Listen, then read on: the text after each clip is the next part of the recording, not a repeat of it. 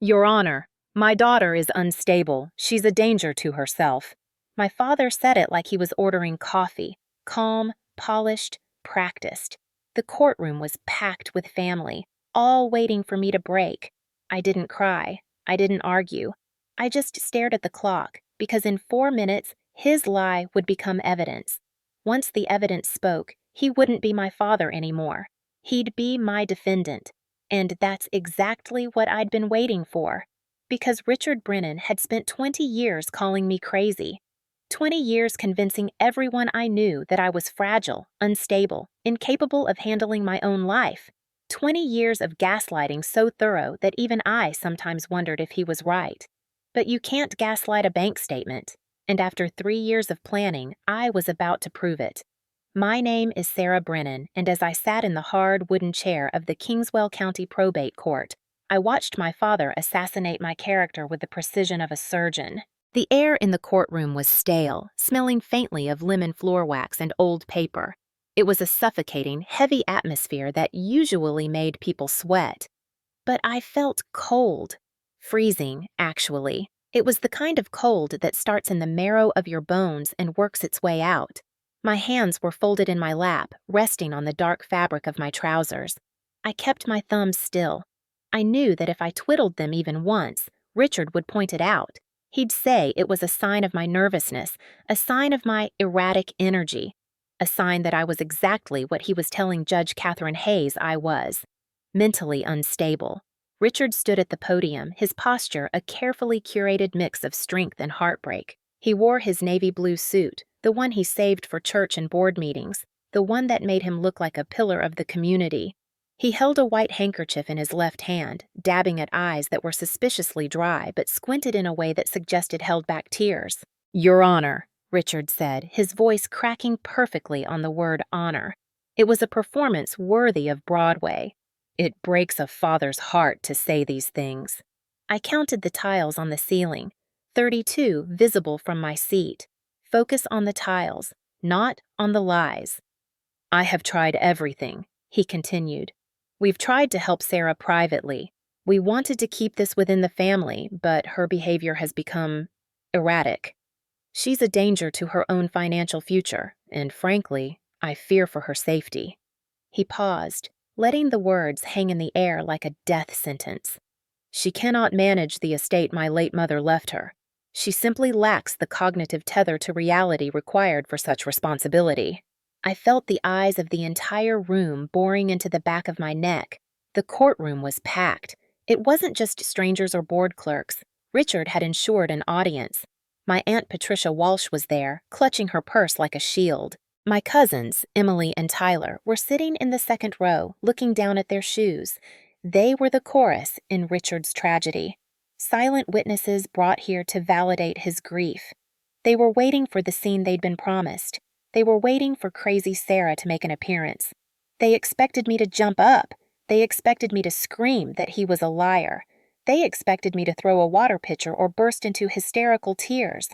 That was the narrative Richard had fed them for years. Sarah is sensitive. Sarah is manic. Sarah imagines things. If I reacted now, if I showed even a single ounce of anger, I would be signing my own conservatorship papers. So I became a gray rock. I stared at the wood grain on the table in front of me. I slowed my breathing. In for 4 counts, hold for 7, out for 8. The technique my therapist taught me, the one Richard didn't know I saw, at a practice 40 miles from home, paid for in cash. I didn't look at Richard. I didn't look at Aunt Patricia. I let his words wash over me like dirty water, refusing to let them soak in. I was not a daughter today. I was a vault. Richard continued, his confidence growing as I remained silent. He took my silence for defeat. He thought he had already won. He turned slightly, angling his body so the gallery could see his pained profile. "She has isolated herself, Your Honor," Richard said, gesturing vaguely in my direction. "She refuses to drive. She lives in a tiny apartment in a questionable part of town, despite having the means to live safely. She hoards her income. She refuses to engage with the family." He paused for effect. "These are not the actions of a well-adjusted 35-year-old woman." These are the actions of someone who has lost touch with the world. William Cross, my father's attorney, stepped up next. Cross was a man who smelled of expensive cologne and desperation. He was a shark in a tailored suit, hired because he had a reputation for getting results, not for his ethics. He paced in front of the judge's bench, holding a file folder as if it contained nuclear codes. "Your Honor, if I may," Cross said, his voice smooth and oily. "We have statements here regarding Ms. Brennan's living conditions. No vehicle, no television, minimal furniture.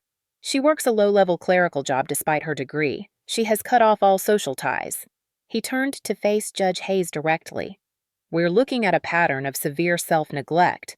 Mr. Brennan is simply asking for the legal authority to step in and provide the care his daughter obviously cannot provide for herself. He seeks guardianship of the person and conservatorship of the estate to prevent her from squandering the assets through negligence or falling victim to fraud due to her diminished capacity." Diminished capacity. The words hung in the air. I looked at the clock on the wall above the judge's head. The second hand ticked rhythmically. Tick, tick, tick. It was 2:03 in the afternoon. I calculated the time. I needed him to say it all. I needed every lie on the record. The court reporter's fingers were flying across her stenotype machine, capturing every syllable. That was good. That was exactly what I wanted. Richard was digging a hole, and he was so busy admiring the shovel that he didn't notice the dirt was piling up on top of him. Judge Hayes adjusted her glasses and looked down at me. She was a stern woman with sharp eyes that had seen every version of family dysfunction imaginable. She didn't look impressed by Richard's theatrics, but she didn't look convinced of my sanity either. Silence can be interpreted in two ways: dignity or catatonia. I needed to make sure she understood which one it was. "Ms. Brennan," Judge Hayes said. Her voice cut through the murmurs in the gallery. I slowly lifted my head. I met her gaze. I didn't blink. "Ms. Brennan," the judge continued, "your father and his counsel have made some very serious allegations regarding your mental health and your ability to manage your finances. They claim you're unstable. They claim you're a risk to yourself. You've sat there silently for 20 minutes. Do you have nothing to say?" The room went deadly quiet. Even the ventilation system seemed to pause, suspending the dust motes in the stagnant air. I could hear Richard inhale sharply, preparing his sympathetic face for whatever outburst he thought was coming. Aunt Patricia leaned forward in her seat. William Cross smirked, just a fraction of an inch. This was the trap. If I spoke with emotion, I was unstable. If I stayed silent, I was incompetent. I placed my hands flat on the table and pushed myself up. I moved slowly, deliberately. I didn't rush. I smoothed the front of my blazer. I turned my body so I was facing the judge squarely, but I kept my peripheral vision locked on my father. I wanted to see the moment the doubt started to creep in. I cleared my throat. My voice was not loud, but it was steady. It was the voice I used in my real line of work, not the clerical cover job my father mocked, but my actual career as a forensic fraud investigator. It was a voice stripped of all unnecessary noise. "Your Honor," I said, "I apologize for my silence. I was not being disrespectful." Richard shifted on his feet. He didn't like this tone. It was too rational. "Then what were you doing?" Judge Hayes asked, raising an eyebrow. I turned my head slowly and looked at Richard for the first time since the hearing began. I made eye contact. I let him see the cold, hard reality in my eyes. I let him see that the daughter he thought he could bully was gone. In her place was something much more dangerous. "I was waiting for my father to finish his performance," I said. A gasp rippled through the courtroom. It was a collective intake of breath from the family members who had been sold the story of the fragile, weeping Sarah. They were seeing someone else. They were seeing a woman who stood tall, whose hands didn't shake, whose voice didn't waver. Richard's face flushed a deep, ugly red. He stepped forward, forgetting his role for a split second. "See?" Richard sputtered, pointing a finger at me. "See the disrespect? This is the paranoia I told you about, Your Honor. She thinks everything is a plot against her. She thinks her own father's concern is a performance." William Cross reached out and touched Richard's arm, trying to silence him, but the damage was done. The mask had slipped. Just for a second, the grieving father was replaced by the controlling tyrant. Judge Hayes saw it. Her eyes narrowed. "Mr. Brennan, sit down," the judge ordered. Her voice was like a whip crack. Richard froze. He realized his mistake. He sat down heavily, smoothing his tie, trying to regain his composure. But the energy in the room had shifted. The air was no longer heavy with pity. It was electric with tension. I remained standing. I didn't gloat. I didn't smile. I just looked at the judge. "Your Honor, the allegations regarding my mental instability are entirely based on anecdotes provided by my father," I said. "He claims I cannot manage money. He claims I live in poverty because I'm incapable of understanding wealth. He claims I'm a danger to the estate my grandmother left me." I paused. I reached into my bag, which was sitting on the floor by my feet. Every eye followed my hand. Richard stretched his neck to see what I was doing. Cross looked nervous. I pulled out a single thick manila envelope. It was sealed with red tape. It looked official. It looked dangerous. I placed the envelope gently on the table in front of my lawyer, Jessica Price. Jessica had been silent until now, following my instructions to the letter. She looked at the envelope, then up at me. She knew what was inside, but she hadn't seen the physical evidence until this moment. "My father has spent the last 40 minutes telling you what he thinks is true," I said to the judge, my voice dropping an octave, making everyone lean in to hear. "He has told you a story, a very compelling story, but courts don't rule on stories, Your Honor. They rule on evidence." I looked at the clock again. It was now 2:15 in the afternoon. The bank transfers would be fully traced by now. The digital footprints were locked. The trap was sprung. "I am not asking you to believe me," I continued. "I am asking you to look at the facts. My father says I'm unstable because I don't spend my money. I submit to the court that I don't spend my money because I've been too busy tracking where he's been spending it." Richard's face went white. All the color drained out of him in a single terrifying second. It was as if someone had pulled a plug. "Objection!" William Cross shouted, jumping to his feet. "This is irrelevant! This is hearsay!" "It's not hearsay if it's on a bank ledger," I said calmly. Judge Hayes held up a hand to silence the lawyer. She looked at the envelope on the desk, then she looked at me.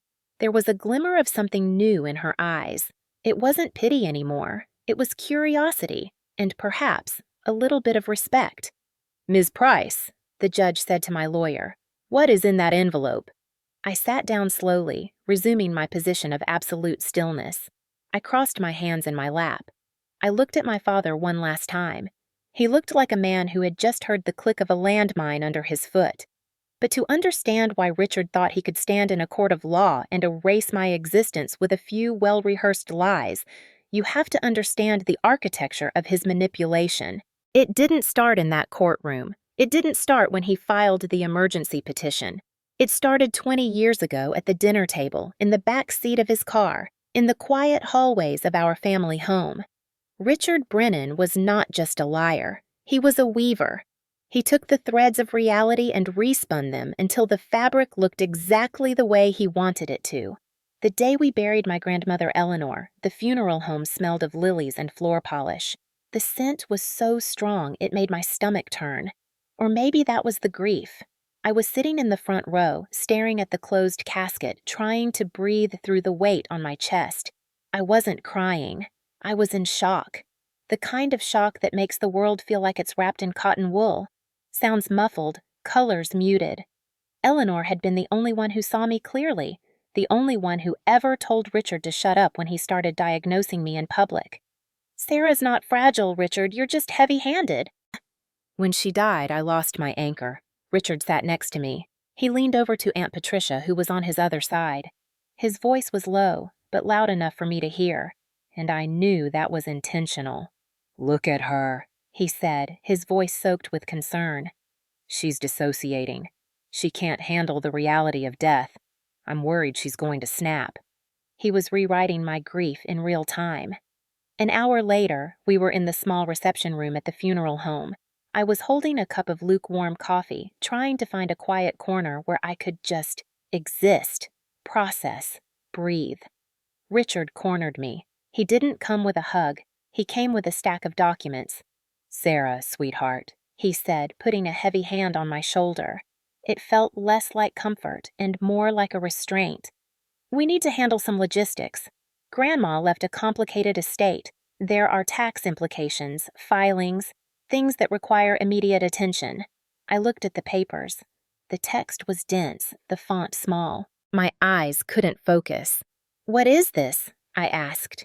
"Just formalities," he said, clicking a pen and pressing it into my hand. "It's a temporary authorization. It allows me to talk to her lawyers and accountants so you don't have to. You don't need that stress, Sarah. You're already so fragile. Let me carry this burden for you." I looked around the room. Aunt Patricia was watching us, nodding encouragingly. My cousins were eating sandwiches, oblivious. I felt small. I felt tired. And more than anything, I felt the crushing weight of the identity he had forced on me. If I refused, I was being difficult. If I argued, I was being paranoid. If I read the papers, all 20 pages, I was being distrustful of my own father at my grandmother's funeral. So I signed. I signed my name on the dotted line. And with that ink, I gave him the keys to the kingdom. I thought I was signing a permission slip for him to pay the funeral bills. In reality, I was signing the first brick in the wall he was building around me. That signature would haunt me for 3 years. Growing up, I was never just Sarah. I was Sarah the sensitive one, Sarah the fragile. When I was 10 years old, I got lost in the grocery store. My father had left me in the cereal aisle to take a phone call and forgot about me for 45 minutes. When he finally found me, sitting calmly by the customer service desk reading a magazine, he didn't apologize. He told the manager loud enough for everyone to hear. "She wanders off in these fugue states. I can't take my eyes off her for a second." When I was 15, I got an A+ on a difficult calculus exam. I was proud. I'd studied for weeks. When I showed Richard, he didn't congratulate me on my intelligence. He frowned, felt my forehead, and told our neighbor that I'd been studying with a manic intensity that worried him.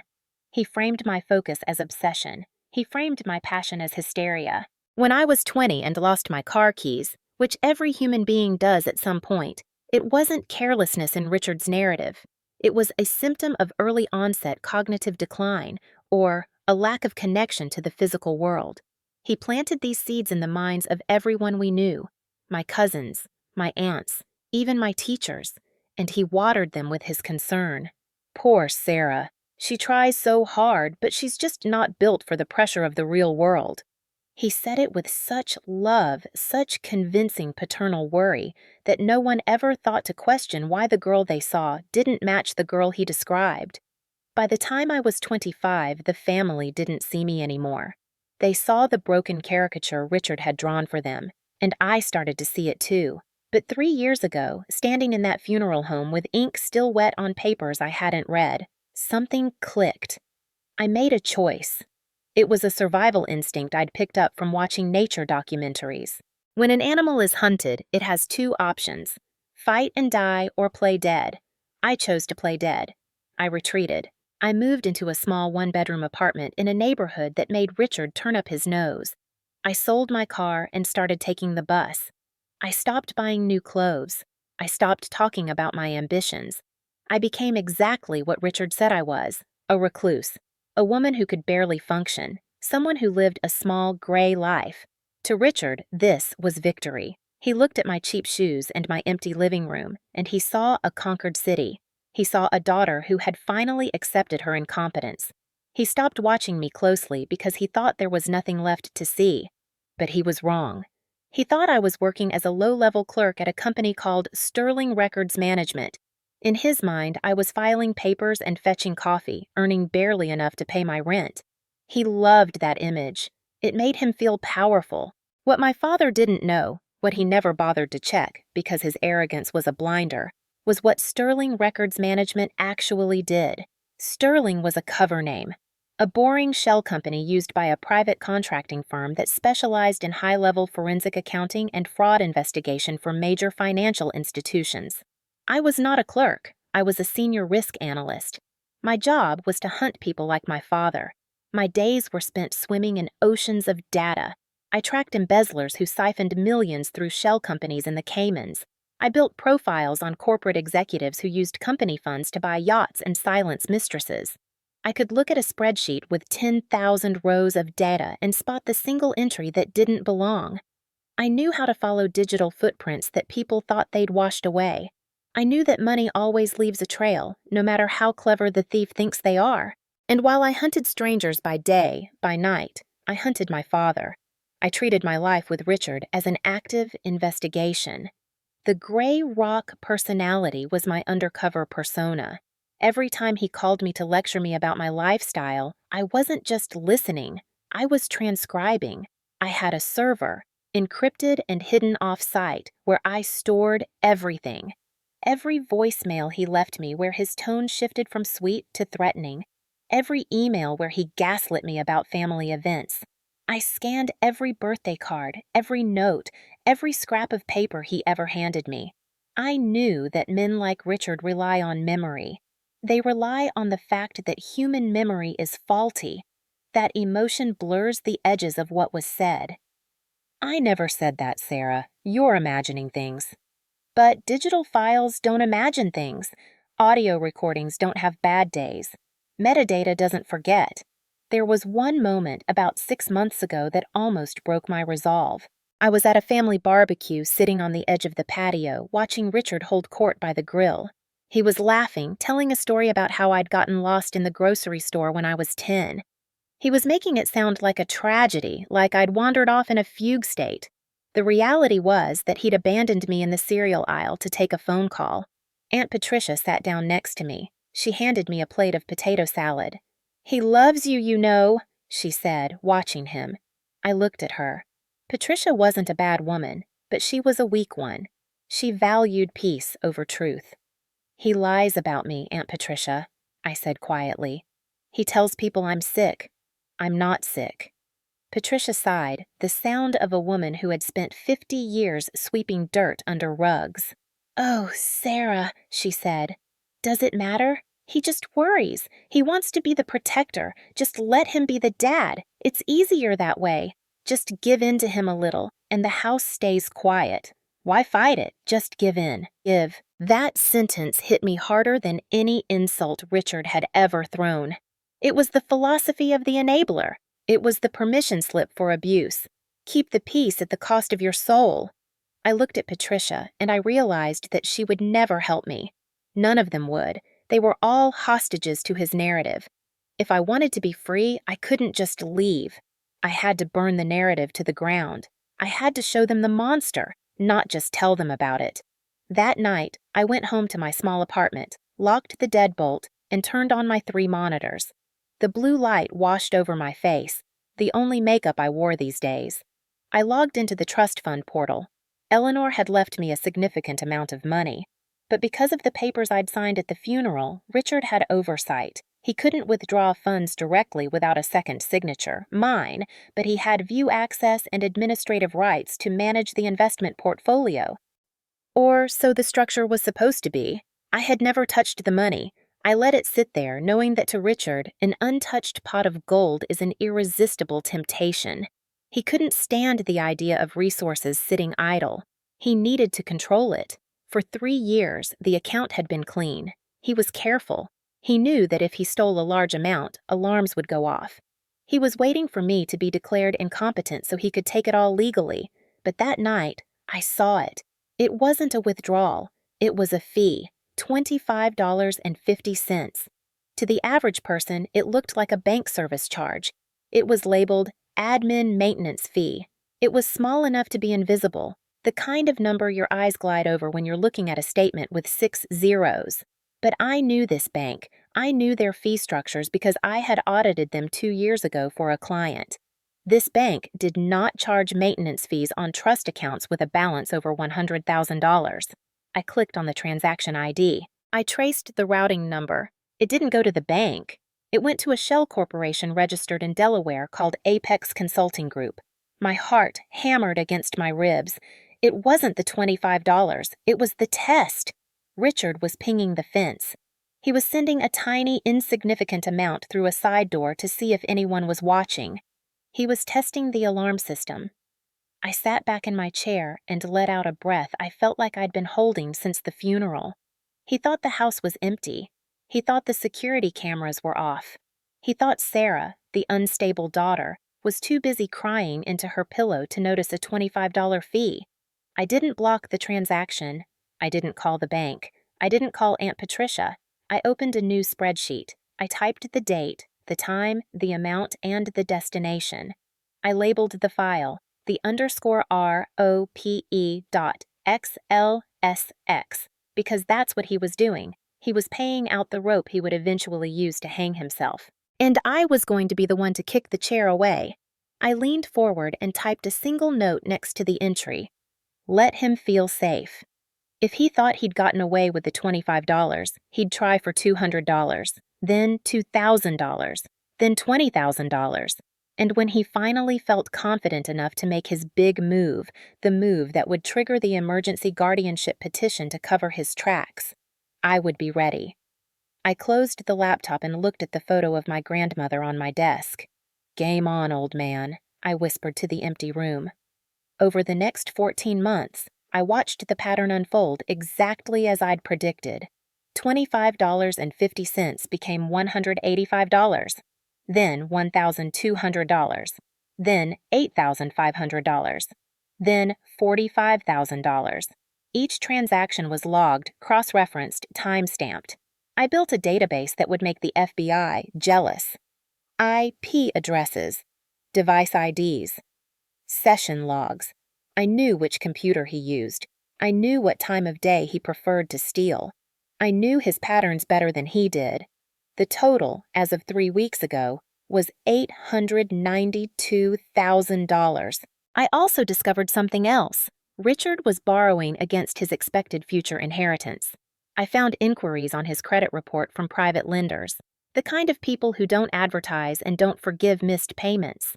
He owed money to dangerous people, and he'd promised them he would have full control of the trust by the end of this month. That's why he filed the emergency petition. He wasn't trying to save me. He was trying to save himself. But in my obsession with tracking every detail, I made a mistake, a critical one. On March 15th, there was a transfer of $12,000. I was sick that week. The flu had knocked me flat for 5 days. In my fever haze, I logged the transaction late. I didn't cross-reference it immediately. I didn't verify the IP address in real time. I only discovered the gap in my records 2 days ago while preparing the final evidence binder for court. I sat at my desk at 3 a.m., staring at the entry, my stomach in knots. What if this breaks the timeline? What if Richard's lawyer claims coincidence? What if I'm not as thorough as I think I am? For the first time in 3 years, I felt genuine fear. I called Jessica at 7 a.m. I missed one, I said when she picked up. March 15th. I logged it a week late. Cross is going to use it against me. There was a pause. Sarah, Jessica said calmly. You're human. You got the flu. The bank's timestamp is immutable. It doesn't matter when you noticed it. We have your medical records from that week. It actually makes you more credible, not less. How? Because perfection is suspicious. Juries and judges don't trust perfect. They trust real. You're not a machine. You're a woman who got sick and still managed to catch her father stealing $892,000. That's the story. I exhaled. Okay, I said. Okay. But the doubt lingered. And as I sat in that courtroom watching Richard perform, I wondered, am I really as smart as I think? Or am I just another person playing a game I don't fully understand? Judge Hayes was waiting for an answer. Ms. Price, what is in that envelope? Jessica stood. She placed her hand on the manila envelope but didn't open it yet. She just held it there, letting the tension build. Your Honor, Jessica said, her voice crisp and professional. This envelope contains the rebuttal to every single claim Mr. Brennan has made. But more than that, it contains the reason why he is so desperate to control his daughter's finances. She paused. We are ready to proceed. I looked at the clock. 2:18 p.m.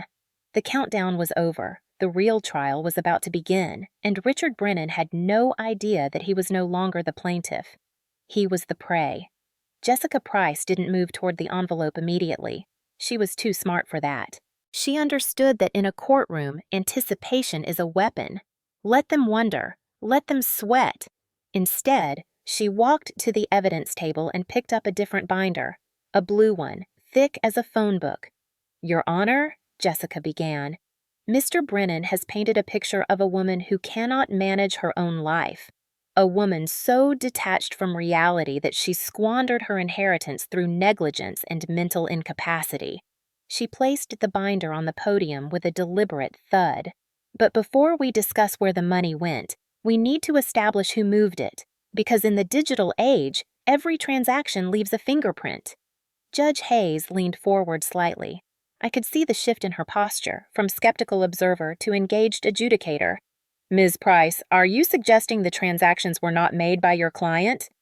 "I'm not suggesting anything, Your Honor. I'm going to prove it."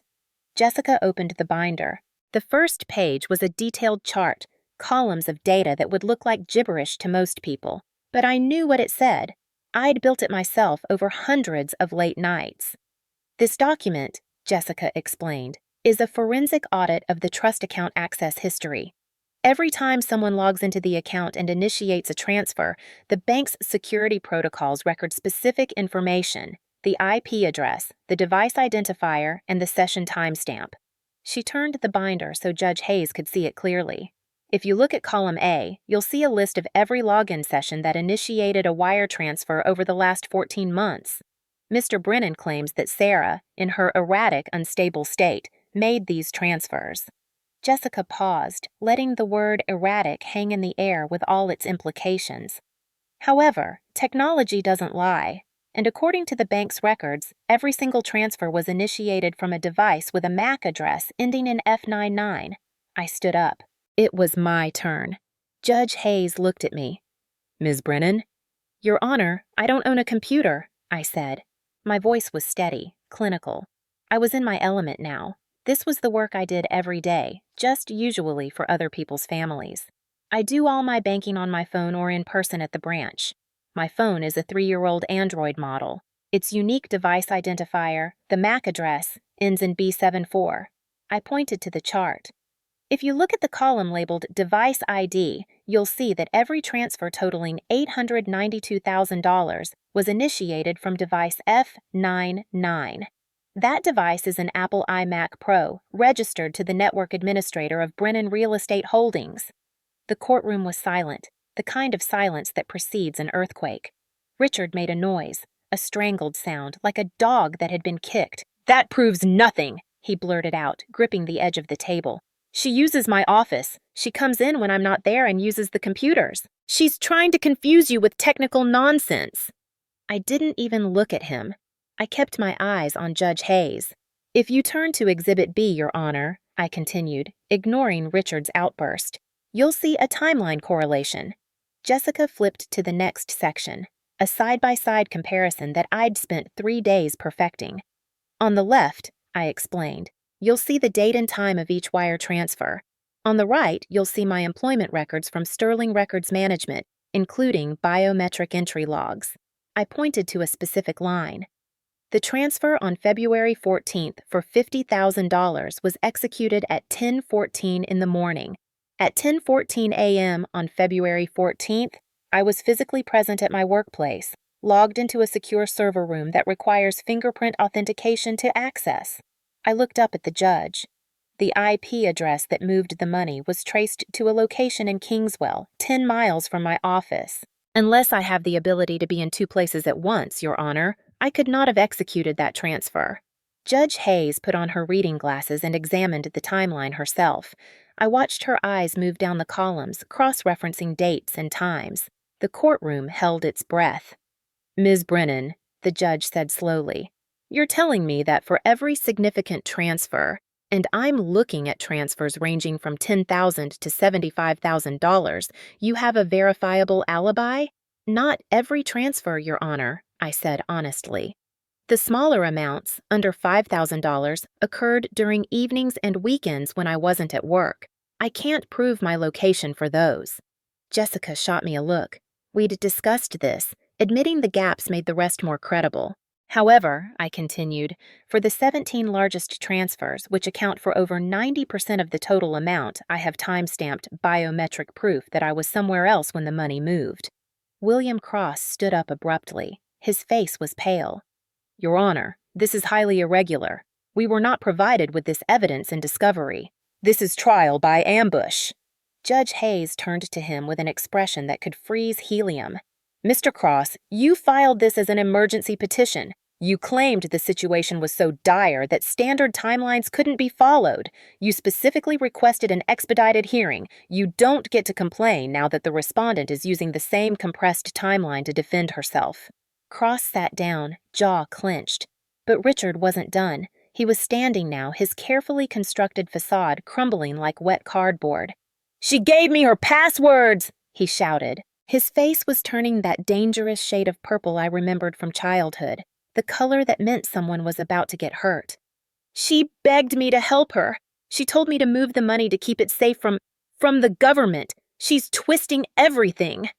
Judge Hayes banged her gavel once, sharp and commanding. Mr. Brennan, sit down or I will hold you in contempt. But I had one more nail to drive into the coffin. Mr. Brennan claims I gave him permission, I said, my voice cutting through the chaos. He claims he was acting as a benevolent father helping a confused daughter, but the bank requires two-factor authentication for any transfer over $10,000. They send a one-time passcode, an OTP, to a registered mobile number. I nodded to Jessica, who flipped to the next exhibit. If you look at Exhibit C, Your Honor, you'll see that the mobile number receiving these authentication codes was changed 3 days before the first large transfer. It was changed from my number, ending in 3847, to a prepaid phone number ending in 5599. I paused, letting that sink in. A burner phone is designed to be anonymous, Your Honor. That's why criminals use them, but even burner phones leave traces. Jessica handed a document to the bailiff, who passed it to the judge. I subpoenaed the carrier data for that number, I said.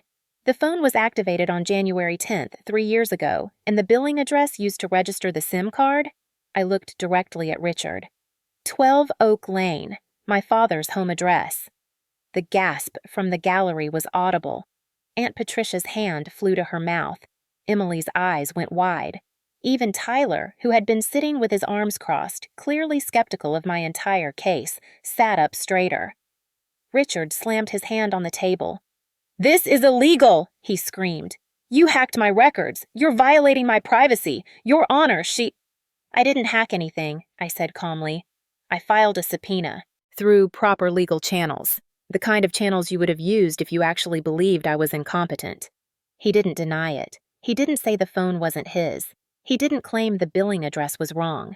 He screamed that I'd caught him. William Cross stood again. He was grasping at straws now, but he was a professional. He had to try. Ms. Brennan, Cross said, his tone sharp, you've presented a very detailed timeline, very precise, almost suspiciously precise. I said nothing, let him build his trap. In fact, Cross continued, walking toward the evidence table, you claim you've tracked every single transaction over 14 months, logged them all meticulously. Isn't that correct? That's correct. Cross picked up a printout, my own spreadsheet, which had been submitted as evidence. Then perhaps you can explain this. He placed the paper in front of Judge Hayes, pointing to a specific line. March 15th. A transfer of $12,000. According to the bank's records, this transaction occurred at 2:37 p.m. But according to your logs, Ms. Brennan, you didn't record this entry until March 22nd, a full week later. He turned to face me, a thin smile on his face. Did you fabricate this entry retroactively, or is your memory perhaps not as reliable as you claim? For a moment, I felt it, the flutter of panic in my chest, the doubt. The fear that I'd been so focused on building the perfect case that I'd overlooked the one imperfection that would destroy it all. But then I heard Jessica's voice in my head. Perfection is suspicious. Real is credible. I was ill that week, I said. I had the flu. I was running a fever of 103 degrees and couldn't get out of bed for 5 days. I looked at Cross directly. I logged the transaction late because I was physically incapable of logging it on time, but the bank's timestamp is immutable. The transaction happened when the bank says it happened, regardless of when I noticed it. Jessica stood. Your Honor, we have Ms. Brennan's medical records from her physician. She was diagnosed with influenza on March 13th and was advised to rest for a full week. We can provide those records if needed. Judge Hayes waved her hand. That won't be necessary. The bank's records stand as objective evidence regardless of when Ms. Brennan became aware of them. Mr. Cross, unless you're suggesting the bank fabricated their own transaction logs. Cross's shoulders sagged slightly. No, Your Honor. Then let's move on. I exhaled slowly. The mistake I'd been terrified of had become proof of my humanity. Jessica was right, but William Cross wasn't finished. If he couldn't discredit my timeline, he'd lean harder on the narrative of my instability. Your Honor, Cross said, returning to his table and picking up a document bound in a plastic cover. I'd like to submit additional evidence regarding Ms. Brennan's mental state. He walked to the bench and handed the document to Judge Hayes. This is a psychological evaluation conducted by Dr. James Sterling of Sterling Psychiatric Associates. Dr. Sterling treated Ms. Brennan for approximately 6 months and has documented a pattern of severe paranoid ideation, missed appointments, and episodes of manic behavior. I felt Jessica tense beside me, but I put a hand on her arm. Not yet. Judge Hayes examined the document. This evaluation claims Ms. Brennan confessed to hearing voices, that she exhibited signs of dissociative episodes. Yes, Your Honor, Cross said. It's all documented in Dr. Sterling's notes. I leaned forward slightly, reading the letterhead from across the room. Sterling Psychiatric Associates, 4200, Oak Park Boulevard, Suite 300, license number, PSY 47829. My pulse quickened, but not with fear. With the thrill of recognition. I whispered to Jessica, "The doctor doesn't exist." She looked at me sharply. Are you sure? I'd bet my life on it. The license number was wrong. In our state, psychiatrists, medical doctors who can prescribe medication, are licensed with the prefix M.D. or D.O. The prefix P.S.Y. is used for psychologists in the neighboring state of Oregon, and they can't diagnose medical conditions or prescribe medication the way this report claimed. More than that, I knew the address. 4200 Oak Park Boulevard was a virtual office building. I'd investigated a shell company that used the same address last year. You could rent a mailbox there for $50 a month and put any business name you wanted on it. There was no medical office at that address. There were no examination rooms, no waiting area, no receptionist, just a wall of brass mailboxes in a lobby that smelled like printer toner. But Jessica was right. We had to let them enter it into evidence first. Once it was officially part of the record, contesting it would carry more weight. Your Honor, Jessica said carefully, we'll need time to review the provenance of this document, but for now, we'll reserve our objections. Cross looked surprised. He'd expected us to fight it immediately. When we didn't, a flicker of uncertainty crossed his face. Judge Hayes looked at the document again, then at me. Ms. Brennan, according to this evaluation, you've been under psychiatric care for some time. Is that accurate? I stood. No, Your Honor. I've never met Dr. James Sterling. I've never been a patient at Sterling Psychiatric Associates. Denial is a common symptom, Cross interjected smoothly. Your Honor, it's well documented that patients suffering from paranoid delusions often— Mr. Cross, Judge Hayes interrupted. I'll determine what is and isn't relevant. Right now, I'm trying to establish basic facts. She looked at me again. You're certain you've never met this doctor? I'm certain, Your Honor. In fact, I'm certain he doesn't exist. That got everyone's attention. Cross laughed, a short, nervous bark. Your Honor, this is exactly the kind of paranoid ideation Dr. Sterling documented. Ms. Brennan believes anyone who contradicts her narrative must be part of a conspiracy. The address on the letterhead is a virtual mailbox, I said calmly. Suite 300 at 4200 Oak Park Boulevard is not a medical office. It's a mail forwarding service. You can rent a mailbox there for $50 a month. I pulled out my phone. I'd already looked this up during Richard's opening statement and navigated to the building's website. Here's the rate sheet. Basic mailbox, $50 per month. Professional address for business cards, $75 per month. They'll even answer your phone calls with whatever business name you choose." William Cross's face went pale. "Furthermore," I continued, "the license number on the letterhead, PSY 47829, is not a valid psychiatrist license in this state. PSY is the prefix used for licensed psychologists in Oregon, not medical psychiatrists in our state. A real psychiatrist here would have an MD or DO license number." Judge Hayes picked up the document again, examining it more closely. "Mr. Cross, did you verify this doctor's credentials before submitting this evaluation?" Cross opened his mouth, closed it, opened it again. I received this document from my client's office. I was told it was. I assumed it had been properly vetted. I had no reason to believe." "You had no reason to believe it was fraudulent," Judge Hayes finished for him, her tone icy. "Or you had no reason to verify it because you wanted it to be true." During the brief recess Judge Hayes called to examine the questionable medical document more closely, I stepped into the hallway. I needed air. I needed distance from the concentrated hatred radiating off Richard like heat from asphalt in summer. Patricia was there, leaning against the wall, clutching her purse. When she saw me, her face crumpled. "Sarah," she said, her voice breaking. "Sarah, please. He loves you. He's your father. Can't you just let him help? Why does it have to be like this?" I looked at her, really looked at her. She was 58 years old and she looked 70. Years of enabling had carved lines into her face that no amount of expensive face cream could erase. "He lies about me, Aunt Patricia," I said quietly. "He tells people I'm sick when I'm not. He steals from me and calls it protection. That's not love." Patricia's eyes filled with tears. "Does it matter? He's family. Just let him be the dad. It's easier that way. For everyone." "Easier for who?" She flinched at my tone.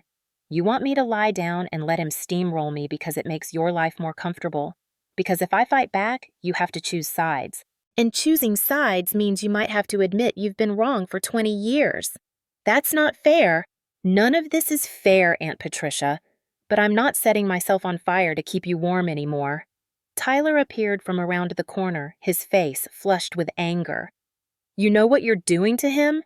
Tyler said, jabbing a finger toward the courtroom. "He's your father, Sarah, making him uncomfortable, calling him out in public. That's not abuse. That's you being dramatic." I turned to face my cousin. Tyler had always been Richard's golden child, the son Richard never had. "He stole almost $1 million from me, Tyler. So he moved some money around. He was managing it. That's what trustees do. He created a fake doctor to declare me mentally incompetent." Tyler hesitated, but only for a second. "You don't know that. That could be a misunderstanding, some paperwork mix-up." I looked at him and realized Tyler didn't want the truth. He wanted the comfortable lie. Because if Richard was a monster, then Tyler had been worshiping a monster for 30 years. Some people can't afford the truth. It costs too much. But Emily approached from the other direction. My younger cousin, quiet, always in the background. She'd been crying. "Is it true?" Emily asked. "All of it?" "Yes." She looked down at her hands. "I saw things, over the years. Little things that didn't make sense. The way he talked about you when you weren't around. How he'd smile when he told stories that made you look bad. I thought I was imagining it." "You weren't." Emily's voice dropped to a whisper. "I'm sorry I didn't say anything. I'm sorry I wasn't brave enough." I reached out and squeezed her hand. "You see it now. That's what matters." The bailiff appeared in the doorway. "Court's resuming in 2 minutes." Back in the courtroom, Richard was no longer sitting calmly. He was pacing behind the defense table, whispering urgently to William Cross. Cross kept shaking his head, trying to calm him down, but Richard was spiraling. Judge Hayes returned to the bench. "Mr. Cross, I've examined the medical evaluation more closely. The license number is indeed invalid for this state. The address appears to be a mail forwarding service. Do you wish to withdraw this document?" Cross stood slowly. He looked at Richard, then at the judge. "Your Honor, I was provided this document by my client. I relied on his representation that it was legitimate. If there are questions about its authenticity, I would request time to— To what, Mr. Cross? To find the fictional Dr. Sterling and ask him to materialize? Cross's jaw tightened. He was realizing in real time that his client had lied to him, and that lie was going to cost him his reputation, possibly his license. Your Honor, Cross said carefully, I would like to request a brief recess to consult with my client about the source of this document. Denied. You've had 3 weeks since filing this petition to verify your evidence. Sit down. Judge Hayes turned her attention to Richard. Mr. Brennan, where did you obtain this psychological evaluation? Richard's hands were shaking. I could see them from across the room. He gripped the table to steady them. It was provided to me by the doctor's office. They sent it directly. You have correspondence from this office? It was a phone conversation. They said they'd mail the report. To where? To my office. So you received a medical evaluation in the mail from a doctor you'd never met, regarding a daughter you claim is paranoid and delusional, and you didn't think to verify the doctor's credentials. Richard opened his mouth. No sound came out. Judge Hayes leaned forward. Or did you know Dr. Sterling doesn't exist, mister? Brennan, did you fabricate this document? Before Richard could answer, or refuse to answer, William Cross pivoted desperately to his strongest remaining argument, the money. Your Honor, regardless of questions about the medical evaluation, the fundamental issue remains. Ms. Brennan's trust fund has been depleted. Nearly $892,000 is gone. The bank statements are clear. He placed a stack of statements on the bench. There are no assets to show for it. No property purchased, no investments made. Just cash withdrawals and wire transfers to untraceable accounts. Whether or not Ms. Brennan is mentally ill, she has demonstrably failed to protect her inheritance. Judge Hayes examined the statements. I watched her face as she flipped through page after page of red ink. The balance on the most recent statement was, indeed, 0. The courtroom murmured. I heard someone behind me, probably one of the distant relatives who'd shown up for the drama, whisper, She really did spend it all. Judge Hayes looked up at me. Ms. Brennan, your father's counsel is correct. According to these bank statements, the trust account currently has a balance of $0. The records show $892,000 in outgoing transfers over 14 months. Do you have an explanation for where this money went? This was the moment, the trap within the trap. If I claimed the money was stolen but couldn't prove where it went, I looked incompetent. If I admitted I didn't know, I looked unstable. If I got emotional, I looked erratic. I stood up slowly. I do not have an explanation, Your Honor. The shock that rippled through the courtroom was palpable. Patricia gasped. Tyler shook his head. Even Emily looked confused. Richard's face transformed. The panic drained away, replaced by a triumphant smirk. He thought I'd just admitted defeat. He thought the game was over. William Cross actually closed his folder, but I wasn't finished. I do not have an explanation, I repeated, because an explanation is a story. And I don't deal in stories, Your Honor. I deal in trails. I nodded to Jessica. Jessica stood and picked up the manila envelope, the one we'd placed on the table at the beginning of the hearing, the one everyone had been wondering about for the past hour. She broke the red seal. Your Honor, Jessica said, her voice clear and strong. Mr. Brennan has spent the last 90 minutes telling you what he thinks happened. He's constructed a narrative about an unstable daughter who squandered her inheritance. She pulled out a thick stack of documents from the envelope. But courts don't rule on narratives. They rule on evidence. And evidence, Your Honor, is what we have here. She walked to the bench and handed the first binder to Judge Hayes. This binder contains a complete forensic audit of the trust account conducted by Ms. Brennan herself over the course of 14 months. It includes IP addresses, device identifiers, session timestamps, and cross-referenced location data. Jessica turned to face the courtroom. Every dollar that left that account can be traced. Every transaction has a digital fingerprint, and not one of those fingerprints belongs to Sarah Brennan. She handed a second binder to the bailiff for William Cross. Mr. Brennan claims his daughter squandered the money through incompetence. but the evidence shows that the money was systematically transferred to a shell corporation called Apex Consulting Group, a Delaware LLC with no physical address, no employees, and no legitimate business operations. Jessica pulled out another document.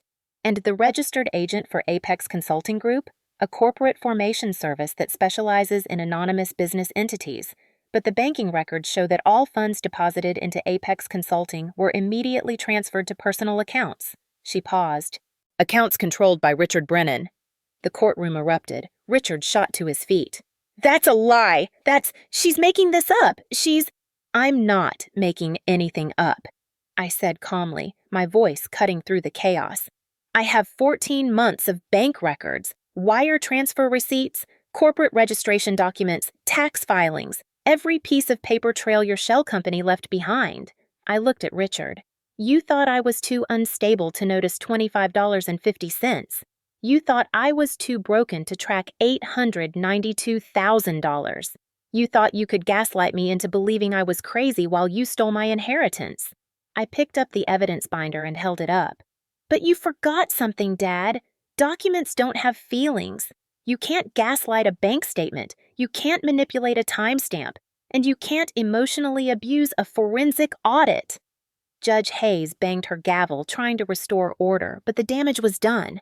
The narrative had shifted. The victim was now the prosecutor. The concerned father was now the accused.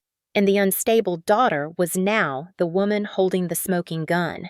Patricia was staring at Richard with her mouth open. Emily had tears streaming down her face.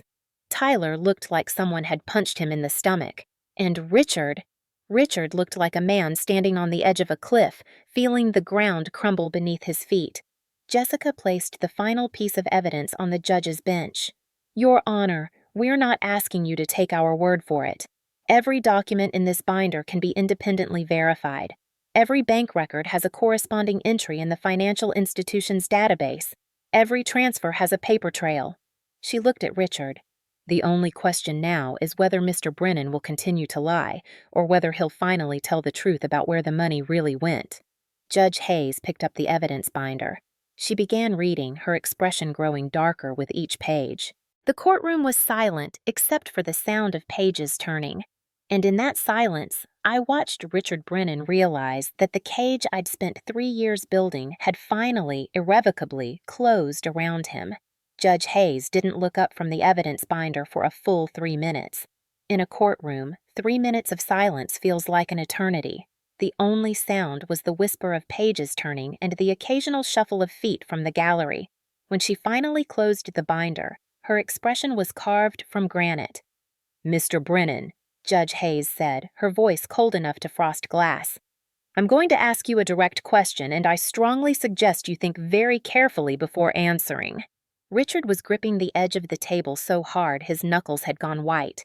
A thin sheen of sweat gleamed on his forehead despite the courtroom's aggressive air conditioning. Did you authorize the creation of Apex Consulting Group? William Cross put a hand on Richard's arm, whispering urgently, but Richard shook him off. That's a business entity. I have dozens of business entities. I can't be expected to remember every LLC I've ever... That's not what I asked. Did you authorize its creation? Yes or no? Richard's jaw worked furiously. I don't recall. You don't recall authorizing a Delaware LLC that received nearly $900,000 from your daughter's trust fund? I'd have to check my records. Mr. Brennan, I'm not asking about records. I'm asking if you, personally, created or authorized the creation of this shell company for the purpose of receiving funds from a trust over which you had administrative oversight. The trap was perfect. If he said yes, he admitted to self-dealing.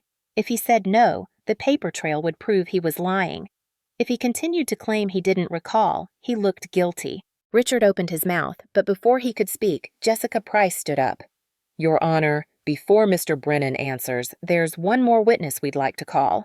Someone who can provide direct testimony about how Apex Consulting Group was created and who authorized it.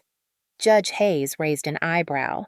This witness wasn't on your preliminary list, Ms. Price. No, Your Honor. He came forward only last week. after he was fired from Brennan Real Estate Holdings for refusing to participate in what he believed was fraudulent activity. Richard's head snapped up, his face drained of all color.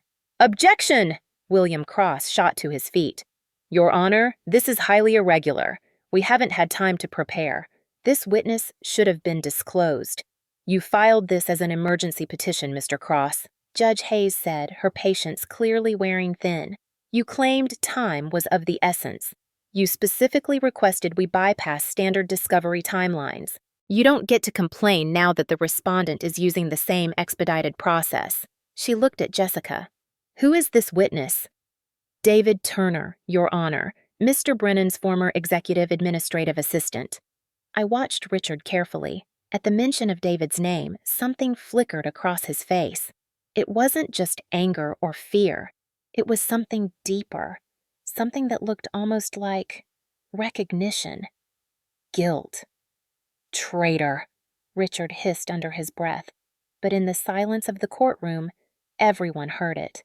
The bailiff opened the rear doors of the courtroom. David Turner walked in, and I saw him with fresh eyes.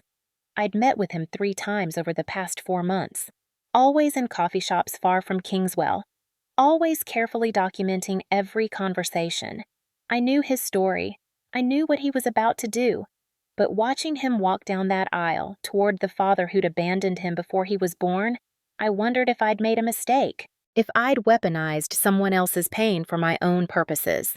David was 26 years old, wearing a suit that was slightly too large in the shoulders, probably borrowed. He was pale, nervous, clutching a leather satchel to his chest like armor. His dark hair was neatly combed, but I could see his hands shaking slightly. He didn't look at the gallery. He didn't look at Richard. He kept his eyes fixed on the witness stand, moving forward with the grim determination of a man walking toward a firing squad. As he passed the family pews, Patricia physically leaned away from him, as if proximity to a disgruntled employee might be contagious. Tyler watched him with open contempt, but Emily's eyes were wide, curious. David reached the witness stand. The bailiff held out a Bible. "Do you swear to tell the truth, the whole truth, and nothing but the truth, so help you God?" "I do." His voice was quiet, but steady. He sat down, placed the satchel on his lap, and for the first time since entering the courtroom, he looked directly at Richard Brennan. The look that passed between them lasted only a second, but it carried the weight of 26 years of abandonment. Jessica approached the witness stand. "Please state your name and occupation for the record." "David Turner. I was employed as the executive administrative assistant to Richard Brennan at Brennan Real Estate Holdings for 3 years. I was terminated 3 weeks ago." "And what reason were you given for your termination?" David's mouth tightened. "Gross incompetence. Specifically, I was told I'd made critical errors in document management that put the company at legal risk." "Had you made such errors?" "No. I was fired because I refused to backdate a lease agreement Mr. Brennan wanted to submit to a tenant dispute arbitration." William Cross stood. "Objection. This has nothing to do with the guardianship petition." "It goes to character, Your Honor," Jessica said. "Mr. Brennan has portrayed himself as a concerned father making difficult decisions for his daughter's welfare.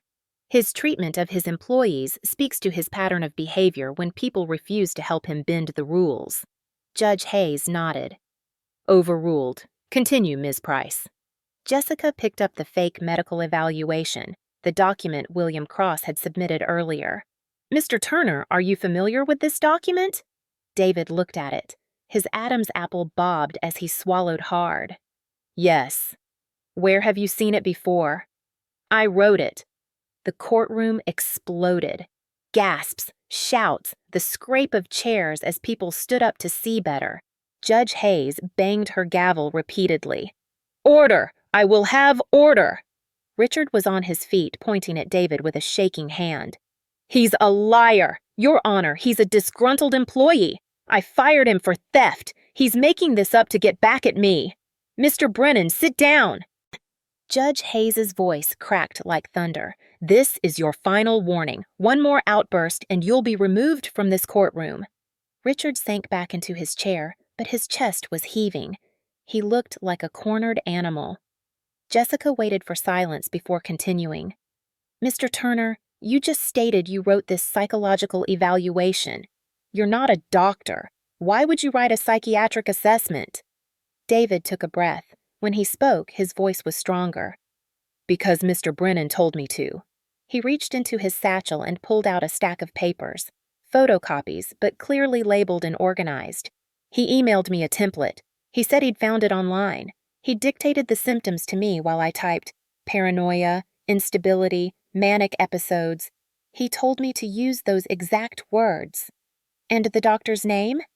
James Sterling.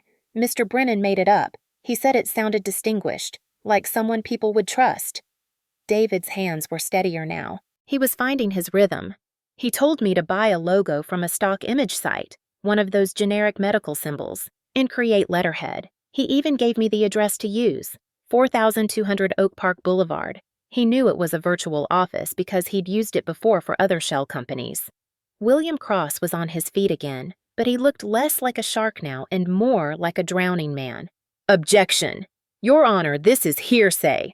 This witness claims my client instructed him, but he has no proof of these conversations. This is just his word against a respected businessman. Do you have proof, Mr. Turner? Judge Hayes asked. David nodded. He handed several sheets of paper to the bailiff. I wasn't supposed to keep this. Mr. Brennan told me to delete the email chain and wipe it from the server, but I forwarded the emails to my personal account before I left that day. I knew this was illegal. I knew it was fraud, and I was scared he'd blame me if it ever came out. The bailiff handed the documents to Judge Hayes. She read them in silence. Her face grew darker with each line. When she finished, she looked up and read aloud. Subject: the doctor letter, from Richard Brennan to David Turner. Date: January 12th, 10:30 a.m. She paused, her voice dripping with contempt. David, use the template attached. Make it sound professional. Focus on the instability. The judge needs a story. Print it on heavy bond paper so it looks official. Send it to Cross by Friday. The silence that followed was deafening. Judge Hayes looked at William Cross. Mr. Cross, did you receive this document from Mr. Brennan's office, or did you receive it directly from Dr. Sterling's practice? Cross's face had gone ashen. He was realizing in real time that he'd submitted forged evidence to the court, that his license was on the line, that his client had used him as an unwitting accomplice in fraud. I received it via courier from Mr. Brennan's office, Cross said, his voice barely above a whisper. I was told it was a copy of an original held by the medical practice. I assumed. I had no reason to believe. You had no reason to believe it was fraudulent. Judge Hayes finished icily. Because you didn't bother to verify it. Because verification might have been inconvenient. She set the email down. Mr. Cross, we'll discuss your professional obligations in chambers after this hearing. For now, sit down. Richard was shaking his head, muttering to himself. I could see his lips moving. No, no, no. He looked at David with something that might have been recognition, or might have been horror. Jessica continued her questioning. Mr. Turner, you took a significant risk keeping these emails. You risked your job, which you ultimately lost. Why did you do it? David was quiet for a moment. When he spoke, his voice was different. Harder. Because I wanted to understand him. I wanted to understand the kind of man who could do this to his own daughter. He looked directly at Richard. I wanted to understand the kind of man who could throw away his own son. The courtroom went silent again, but this silence was different. Confused. Electric. Patricia leaned forward in her seat. Emily's mouth fell open. Tyler's eyes went wide. Richard's face transformed, from angry to terrified in the space of a heartbeat. What? Richard managed to choke out. What are you? That's insane! I don't know what you're… David reached into his satchel again. This time, he pulled out a photograph. Old, faded, creased from being carried in a wallet for too long. My mother is Catherine Turner, David said, his voice steady despite the emotion behind it. You had an affair with her 27 years ago. She was 22, your secretary. He held up the photograph so the courtroom could see it, a younger Richard with his arm around a young woman, both smiling at the camera. When she got pregnant, you paid her $10,000 to disappear. You told her if she ever contacted you again, you'd destroy her reputation. You'd make sure she never worked in this town again. Patricia stood up, her hand over her mouth. Richard, is this true? Richard was shaking his head frantically. I don't know any Catherine. This is ridiculous. He's making this up. The back of the photograph is dated, David continued, turning it over. June 1998. There's a notation in your handwriting. K, Santa Barbara, weekend. He handed the photograph to the bailiff, who passed it to Judge Hayes. I didn't take this job for money, Mr. Brennan, David said, and for the first time I heard real emotion crack through his controlled facade. I took it to understand you. I stayed because I wanted to see who you really were. What kind of man abandons his own child and then, 26 years later, tries to destroy his daughter? Son, David's hands were shaking now, but his voice remained steady. I wanted to know if you were worth knowing. If there was some reason, some excuse, for what you did to my mother, for what you did to me. He paused. And I found out. You're exactly who I thought you'd be. You're a man who thinks love is control, who thinks family is property, who destroys anyone who doesn't submit to your version of reality. Jessica let the moment breathe before asking her next question. Mr. Turner, when did you first make contact with Sarah Brennan? 4 months ago. She'd run a background check on me, standard procedure for her work. She discovered my mother's name on my employment application and cross-referenced it with old records from Brennan Real Estate. David looked at me for the first time since taking the stand. She figured out who I was before I told anyone. She called me and asked if I wanted justice or revenge. I felt the weight of his gaze. The implicit question, did I make the right choice? What did you tell her? Jessica asked. I told her I wanted both. David reached into his satchel one more time and pulled out a USB drive. Mr. Brennan told me to wipe the servers before I left. Delete all evidence of the emails, the fake documents, the shell company formations. But I didn't just forward emails to myself. He held up the drive. I copied everything, every deleted file, every confidential document he thought was destroyed. 3 years of evidence showing how he systematically defrauded not just his daughter, but multiple clients, family members, and business partners. William Cross put his head in his hands. I didn't fabricate anything, David said, his voice stronger now. I didn't create false evidence. I just stopped protecting him. I stopped deleting the proof of what he was. Judge Hayes took the USB drive from the bailiff. Mr. Turner, I need to ask you directly. Is there any evidence on this drive that you altered, fabricated, or obtained through illegal means? No, Your Honor. Everything on that drive was created by Mr. Brennan or his business associates. I had authorized access to all company files as his executive assistant. I copied them before my termination. Jessica nodded. Your Honor, we'd like to submit this drive as evidence and request the court's IT department verify its contents. Granted, we'll take a brief recess while that happens. But before Judge Hayes could stand, Richard exploded. You bastard! Richard screamed, lunging toward the witness stand. The bailiff moved to intercept, but Richard wasn't trying to physically reach David. He was just unraveling. The careful mask he'd worn for 62 years was cracking apart. I gave you a job! Richard shouted, spittle flying from his lips. I gave you opportunities! I could have had you arrested! You could have been a father, David said quietly. The simple statement hit harder than any accusation. Richard's face turned a dangerous shade of purple. You think you can come into my courtroom and destroy my family with your lies? You're nothing. You're a mistake. Your mother was a Mr. Brennan. Judge Hayes' gavel cracked down. That is enough! But Richard was beyond reason now. He turned his rage on David with the full force of 26 years of denied responsibility. I will ruin you! Richard pointed a shaking finger at David. You think you can testify against me? I know where you live. I know where your mother lives. I will make sure neither of you ever— Mr. Brennan! Judge Hayes was standing now, her face flushed with fury. Did you just threaten a witness? In my courtroom? On the record? She turned to the court reporter. Did you get that? The court reporter, wide-eyed, nodded. Yes, Your Honor. Every word. Judge Hayes looked at the bailiff. Deputy, secure the respondent. The bailiff moved toward Richard, one hand on his handcuffs. Richard backed away, knocking his chair over. No, wait! This is a civil proceeding. You can't arrest me in civil court. I have rights. You had rights, Mr. Brennan. Then you committed witness intimidation in front of a judge. You made terroristic threats on the record. This ceased being a simple guardianship hearing the moment you opened your mouth. She looked out at the gallery.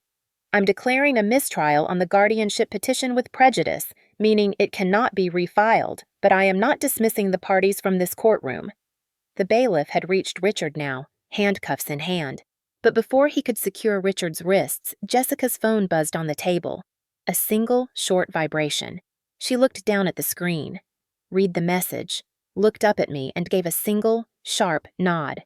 It was the signal. Your Honor, Jessica said, standing. Before you take Mr. Brennan into custody, there's one more party who wishes to be heard. Judge Hayes looked confused. I didn't approve any other interveners, Ms. Price. Who? The heavy wooden doors at the back of the courtroom swung open. A man walked in. He wasn't a bailiff. He wasn't a local police officer. He was wearing a charcoal gray suit that cost more than most people's monthly rent. He moved with fluid, dangerous grace, the kind that comes from years of tactical training. He held a leather badge wallet in his left hand, raised high enough for everyone to see. Behind him, 2 other agents in windbreakers marked FBI stepped into the room, flanking the doors. Federal Agent Thomas Miller walked straight down the center aisle. He didn't look at the family. He didn't look at me. He looked directly at Richard Brennan. Judge Hayes's expression shifted from anger to shock to grim understanding. She recognized federal jurisdiction when she saw it. Agent Miller stopped at the gate separating the gallery from the court floor. Federal Agent Thomas Miller, Financial Crimes Division, he said. His voice was calm, deep, authoritative. Your Honor, I apologize for the interruption. He looked at Richard. But we've been monitoring wire transfers from Brennan real estate escrow accounts for 6 months. We were waiting for the final link in the chain. We needed to know who was controlling the Apex Consulting shell accounts. He gestured to the evidence binders on Jessica's table. I believe Ms. Brennan and her counsel have just provided that link for the record. Richard made a sound like a wounded animal. No, no, no, no! Patricia was staring at her brother with absolute horror. Emily was crying. Tyler looked like he'd been slapped. But I knew this wasn't a coincidence. This wasn't Deus ex machina. Because 3 months ago, I'd sat in a coffee shop in the next county with Agent Miller and a federal prosecutor, and I'd made them a deal. The coffee shop was called Grounds for Appeal, a lawyer joke that always made me smile. I sat in the back corner, facing the door. Old habit. Agent Miller arrived exactly on time, accompanied by Assistant U.S. Attorney Rebecca Walsh. They slid into the booth across from me. Ms. Brennan, Miller said, you said you had information about a multi-state fraud scheme? I'd slid a USB drive across the table. Richard Brennan has been operating shell companies across 4 states. He's been embezzling from client escrow accounts, falsifying property valuations, and conducting wire fraud. The trust fund theft is just the tip of the iceberg. Miller examined the drive. How'd you get this? I'm a forensic fraud investigator. It's what I do. Everything on that drive was obtained legally. Public records, subpoenaed documents, voluntary testimony from former employees. Why not just report this to local authorities? Walsh had leaned forward. Because you want something in exchange. I want time, I'd said. Richard's planning to file for emergency guardianship. He needs to make his move to pay off his debts. If you arrest him now, you'll get him for the trust theft. But if you wait, if you let him file the petition and present his fraudulent evidence in court, you'll get him for fraud upon the court, witness intimidation, and you'll have everything documented by a court reporter. Miller frowned. You're asking us to let a crime unfold. I'm asking you to let him hang himself with his own rope. He thinks he's untouchable. He thinks his position in the community protects him. Let him prove he's not above the law in the one place that matters, in front of a judge. Walsh and Miller exchanged glances. We'd need to monitor the situation, Miller said. If you're in danger. I'm not in danger. I'm the one building the cage. Miller had studied me for a long moment. Then he'd pocketed the USB drive. We'll wait, but the moment I think this is going sideways, we're intervening. Fair enough. Agent Miller stepped through the gate into the court floor. Ms. Brennan contacted our office 3 months ago, Miller explained to Judge Hayes. She provided evidence of wire fraud, identity theft, and money laundering across state lines. We've been building a federal case. He looked at Richard. We were waiting to see how far he'd go, how much damage he was willing to do to avoid consequences. Richard was shaking his head, backing away from the bailiff. Sarah, please, tell them this is a mistake. I'm your father. You can't let them take me. I looked at him. I felt Jessica's hand on my arm. A silent question. Are you okay? I stood up. Dad, I said quietly. Richard's eyes lit up with desperate hope. He thought I was about to save him. Even now, even after everything, he thought his daughter would protect him. You spent 20 years telling everyone I was crazy. You made them believe I couldn't trust my own mind. You stole my inheritance and tried to steal my freedom. I paused. But you forgot one thing. I'm not crazy. I'm just surrounded by people who needed me to be. Agent Miller pulled out handcuffs. Richard Brennan, you're under arrest for wire fraud, identity theft, bank fraud, and money laundering. The click of the handcuffs was the loudest sound I'd ever heard. Richard wasn't screaming anymore. He was just empty, deflated, a balloon with all the air let out. You can't do this, he whispered. I'm your father. No, I said. You're the man who was supposed to be my father. There's a difference. But before the FBI agents could lead Richard away, William Cross stood up. He looked haggard, desperate. Your Honor, Cross said, his voice cracking. Before federal custody is taken, there's one more matter from the civil case that needs to be addressed. Judge Hayes raised an eyebrow. Mr. Cross, I've already declared a mistrial. The general power of attorney, Your Honor. My client maintains that he had legal authority to manage the trust because Mrs. Brennan signed a comprehensive power of attorney granting him full authority. Cross pulled out a document, the one Richard had waved earlier, the one he'd tried to use as his trump card. If this document is valid, then technically Mr. Brennan's actions, while perhaps unethical, were not illegal under civil law. He was acting as an authorized agent. Agent Miller frowned. That's for a civil court to determine. It doesn't affect the federal charges. But it affects the narrative, Cross insisted. He was grasping at straws, trying to give Richard something, anything to hold on to. If she gave him permission, then the story changes. Judge Hayes sighed. Fine, let's resolve this. Ms. Brennan, your father claims you signed a general power of attorney granting him authority over your estate. Is that document legitimate? I stood. May I examine it, Your Honor? The bailiff brought me the document. I held it in my hands, feeling the weight of it, the paper quality, the texture. I looked at the signature at the bottom. It was mine, the distinctive loop of the S, the sharp angle of the B in Brennan. No question. Richard, even in handcuffs, managed a weak smile. Tell them, Sarah. Tell them you signed it. I looked at him. You're right, Dad. This is my signature. Relief flooded his face.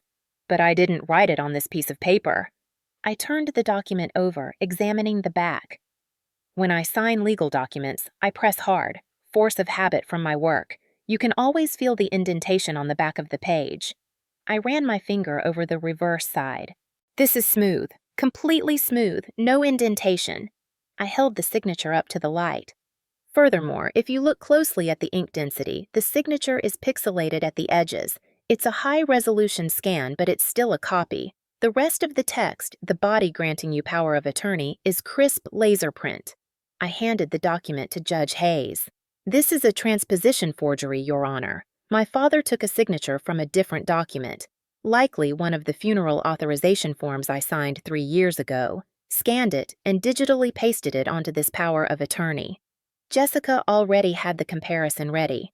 She placed the original funeral home documents next to the alleged power of attorney. If you overlay the signatures, Jessica explained, you'll find they're a 100% match. Every loop, every slant, every microscopic detail. Identical. Judge Hayes examined both documents under the courtroom's task light. No person signs their name exactly the same way twice, I said. There are always microscopic variations in pressure, angle, speed. It's biologically impossible to produce two identical signatures by hand. I looked at Richard. Unless it's a photocopy.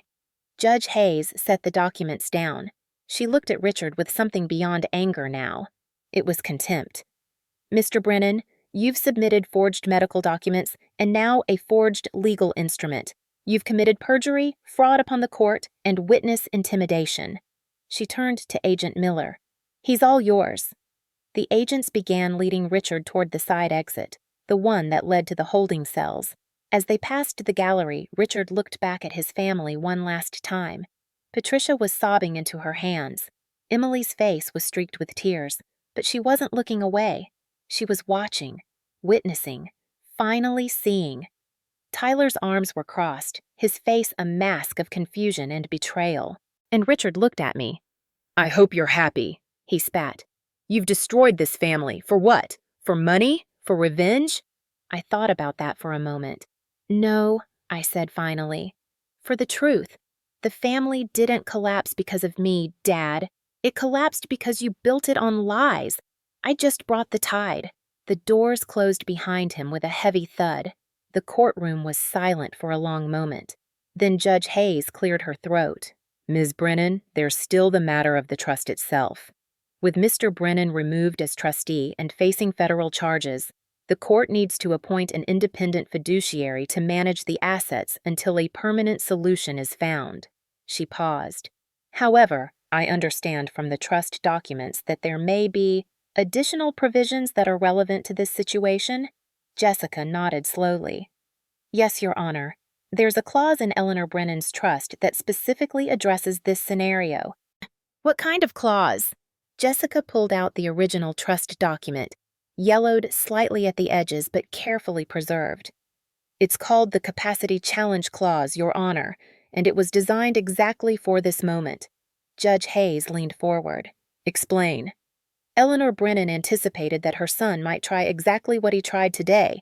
She wrote into the trust that if anyone initiated legal proceedings to declare Sarah mentally incompetent and those proceedings were found to be baseless or supported by fraudulent evidence, Jessica paused, then that person would immediately and irrevocably forfeit all rights, titles, and interests in the trust. The courtroom went completely silent. I looked at the family. Patricia had stopped crying. She was just staring at the bench, processing. Emily's eyes were wide. Tyler looked like he'd been punched in the stomach, and in that moment, I realized that my grandmother, sharp, brilliant Eleanor, had set one final trap. Not for me. For the man who thought he could control everything. Jessica held the trust document with both hands, as if it were something sacred. In a way, I suppose it was. My grandmother's final act of protection, written in legalese and notary seals instead of hugs and whispered encouragement. "Your Honor," Jessica said, "with the court's permission, I'd like to read the relevant section in full. Article 9, Section 4, Paragraph C. The Capacity Challenge Clause." Judge Hayes nodded. "Proceed." Jessica's voice was clear and measured. "In the event that any trustee or beneficiary initiates legal proceedings to declare the primary beneficiary, Sarah Brennan, mentally incompetent or incapacitated, and such proceedings are found by a court of law to be baseless, malicious, or supported by falsified evidence, then the initiating party shall immediately and irrevocably forfeit all rights, titles, and interests in this trust." She paused, letting the words settle over the courtroom like snow. "Furthermore, any position of authority held by said party shall be terminated instantly, and any beneficial interest they hold shall be transferred as specified in the forfeiture distribution provisions outlined in paragraph D." Patricia made a small sound, half gasp, half sob. Jessica continued. "The intent of this clause is to prevent family members from using the court system as a tool of coercion or control against the primary beneficiary. If the primary beneficiary is found to be competent and the challenge is found to be made in bad faith, the challenger is deemed to have acted with malicious intent and is removed permanently from any position of trust or benefit. I watched the realization wash over the courtroom. Tyler's mouth fell open. Even Emily, who had started to shift to my side, looked shocked. And Patricia looked like someone had reached into her chest and squeezed her heart. "That can't be legal," Tyler said, standing up. "You can't just write someone out of a will because they—" "Sit down, young man," Judge Hayes said sharply. "This is an in terrorem clause, and it's perfectly legal in this state when properly executed. Your grandmother had every right to protect her granddaughter from predatory behavior." She turned to Jessica. "What are the forfeiture distribution provisions?" "That's where it gets complicated, Your Honor." Jessica flipped to the next page of the trust document. Eleanor Brennan included a secondary provision that I've never seen in any trust document before. She called it the mercy provision. Jessica began to read again, but this time her voice held something else. Admiration, maybe. Or sorrow. Paragraph D. Forfeiture distribution provisions. In the event that paragraph C is triggered, the primary beneficiary, Sarah Brennan, shall be presented with two paths. Jessica looked up at me. I felt my pulse quicken. Path A, complete forfeiture. All of the challenger's interests in this trust, including any future inheritance, trustee fees, and beneficial shares, shall be transferred in their entirety to the Lighthouse Foundation for At-Risk Youth, an organization dedicated to helping children escape abusive family situations. Patricia let out a choked sob. Path B, partial forfeiture. 50% of the challenger's interest shall be transferred to the Lighthouse Foundation. The remaining 50% shall be held in a restricted trust for the challenger's benefit, with the following conditions. First, the primary beneficiary must certify in writing, under penalty of perjury, that she believes the challenger acted out of genuine, if misguided, concern for her welfare, and not out of malice, greed, or desire for control. Second, the challenger must complete a minimum of 100 hours of therapy focused on family dynamics and emotional abuse, with progress reports submitted to an independent trustee. Third, the challenger must make no contact with the primary beneficiary for a period of no less than 2 years, unless the primary beneficiary initiates such contact. Jessica set the document down. The choice of which path to take rests solely with Sarah Brennan. She must make this decision within 30 days of the triggering event. Judge Hayes looked at me. "Ms. Brennan, do you understand what this means?" I nodded slowly. My throat felt tight. My grandmother had given me ultimate power over Richard's future, but she'd also given me an impossible choice. Complete destruction, righteous, justified, satisfying, or partial mercy, contingent on me declaring under oath that I believed Richard had acted out of genuine concern rather than malice, and I would have to lie to choose mercy. Because Richard had not acted out of concern, he'd acted out of greed, desperation, and a pathological need to control. I knew that. Eleanor knew that. But she'd built in the option anyway. Why? Before I could process what my grandmother had done, Jessica spoke again. "Your Honor, before Ms. Brennan makes her decision, there's additional information the court should be aware of regarding the scope of Mr. Brennan's fraudulent activities." She picked up the red binder I'd seen earlier, the one she'd kept in reserve. "While investigating the Apex Consulting Group transactions, we discovered that the same shell company received funds from multiple sources beyond Sarah's trust."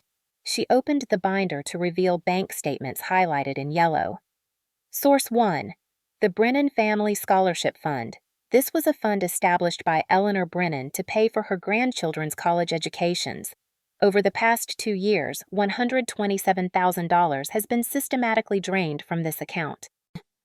Emily gasped. "That's my tuition money. I've been taking out student loans because Dad said the fund wasn't performing well, that the investments had failed." "The investments didn't fail," Jessica said gently. "Your uncle stole the money." She turned to the next section. Source 2. Client escrow accounts at Brennan Real Estate Holdings. When property transactions are in progress, earnest money is held in escrow. Mr. Brennan created false accounting entries to hide the fact that he was borrowing from these accounts. Total amount, $340,000. William Cross had his head in his hands. He'd probably represented some of those clients. Source 3, Jessica continued, and her voice softened. Retirement accounts belonging to Patricia Walsh. Patricia stood up, her face white as paper. What? Jessica pulled out another set of documents. Over the past 18 months, $89,000 was transferred from your IRA and 401k accounts. The transfers were labeled as tax optimization services and investment management fees. But Richard said, he told me he was moving my money to better performing funds. He said he was helping me. He was helping himself, I said quietly. He forged your signature on the authorization forms, Aunt Patricia, just like he forged mine. Patricia sank back into her seat. She looked at her brother's empty chair. Richard was already gone, taken away by the FBI, and her face crumpled. All these years, she whispered. I defended him. I told everyone Sarah was being dramatic. I chose him over her. She looked at me, tears streaming down her face. I'm so sorry. Oh, God, Sarah, I'm so sorry. David Turner was still in the witness box. He'd been sitting quietly, watching the family implode. Jessica turned to him. Mr. Turner, you mentioned you kept comprehensive records. Did those records include evidence of the identity theft Miss Price just described? David nodded. Mr. Brennan had me collect family members' personal information, social security numbers, driver's licenses, bank account information. He said it was for estate planning purposes. He pulled out more documents from his satchel. But I found credit applications in Emily's name for credit cards she never authorized. I found loan applications in Patricia's name for personal loans she didn't know about. He was using their credit to fund his gambling debts. Tyler exploded. Gambling debts? What gambling debts? David looked at Tyler with something like pity. Your uncle has been a regular at the Riverside Casino for years. High-stakes poker. He's lost over $200,000 in the past year alone. He pulled out a casino rewards card, platinum level, with Richard's name on it. He told me to pick up his comp rewards every month. Free hotel rooms, restaurant vouchers. I thought he was just networking, taking clients there. I didn't realize he was an addict. The word hung in the air, addict. Patricia covered her face with her hands. His father was a gambler. Richard swore he'd never. He swore. And suddenly, I saw it. The pattern Eleanor must have seen. The cycle repeating itself. Richard's father, my grandfather, whom I'd never met, had been a controlling, abusive man who gambled away the family savings. Eleanor had finally divorced him when Richard was 12, and Richard had become him, despite his promises. Despite his awareness of the damage. The cycle had continued. Judge Hayes called a 30-minute recess to allow me time to consult with Jessica about the choice ahead. We went to a small conference room down the hall. Jessica closed the door and sat across from me. You don't have to decide today, she said. You have 30 days. I know what I'm going to choose. Sarah. Path A. Complete forfeiture. Send it all to the Lighthouse Foundation. Jessica was quiet for a moment. Your grandmother built in Path B for a reason. To test me, maybe, or to give you permission to show mercy. I stood up and walked to the window. Outside, people were going about their normal days, getting coffee, checking their phones, not watching their family dissolve in a courtroom. I can't choose Path B, I said. It requires me to certify, under oath, that I believe Richard acted out of genuine concern. That's a lie. And after everything I've done to expose his lies, I'm not going to tell one of my own. Even if it means he gets something instead of nothing. Especially because of that. I turned to face her. Eleanor built in Path B knowing I couldn't honestly choose it. She knew Richard didn't act out of concern. So why give me the option at all? Jessica leaned back in her chair. Maybe she wanted you to know you had the power to show mercy, even if you chose not to use it. Maybe she wanted you to know that choosing justice over mercy isn't cruel, it's just honest. I thought about that. Or maybe, I said slowly, she wanted me to live with the weight of that choice. To know that I could have given him something, but I chose to give him nothing. So I can never tell myself I didn't have a choice. That's a heavy burden to carry. Lighter than the burden of pretending he deserves forgiveness he's never asked for. When we returned, the gallery had emptied slightly. Some of the distant relatives, the ones who'd come for the spectacle, had left. Only the core remained: Patricia, Emily, Tyler, and a few others. David was no longer in the witness box. He sat in the front row, his satchel at his feet, looking exhausted. Judge Hayes took the bench. "Ms. Brennan, have you had time to consider your options?" "I have, Your Honor." "Before you make your decision known, I want to make sure you understand the implications. Path A means your father will receive nothing from the trust. Not now, not ever. All his interest goes to charity. Path B means he could potentially receive 50% of his original share, subject to conditions including therapy and no contact with you for 2 years. I understand, Your Honor. Which path do you choose?" I stood up. I looked at the gallery, at Patricia, whose face was streaked with tears, at Emily, who was watching me with red-rimmed eyes, at Tyler, who still looked angry and confused, at David, who needed me to destroy Richard completely. "Before I announce my choice, I'd like to make a statement for the record." Judge Hayes nodded. "Proceed." I took a deep breath. Aunt Patricia asked me earlier to show mercy. David wants me to show none. The court wants me to make a legal choice, but this isn't about law. It's about something my grandmother understood that most people don't. I looked directly at Patricia.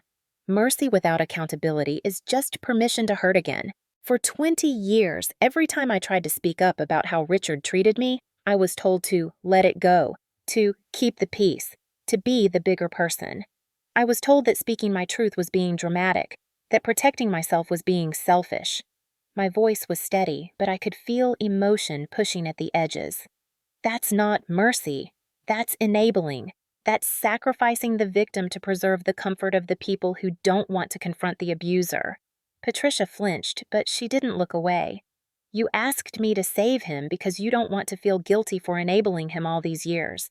You want me to make the choice that lets you off the hook. That lets you tell yourself, 'See, Sarah forgave him, so I didn't do anything wrong by defending him.'" I paused. "But your comfort is not my responsibility anymore." I turned to David. "You want complete destruction because you're angry. I understand that. You have every right to be angry. But revenge doesn't heal the wound, David. It just transfers it." David's jaw tightened, but he nodded slightly. I faced Judge Hayes again. "I choose Path A, complete forfeiture. Every dollar of Richard Brennan's interest in this trust goes to the Lighthouse Foundation."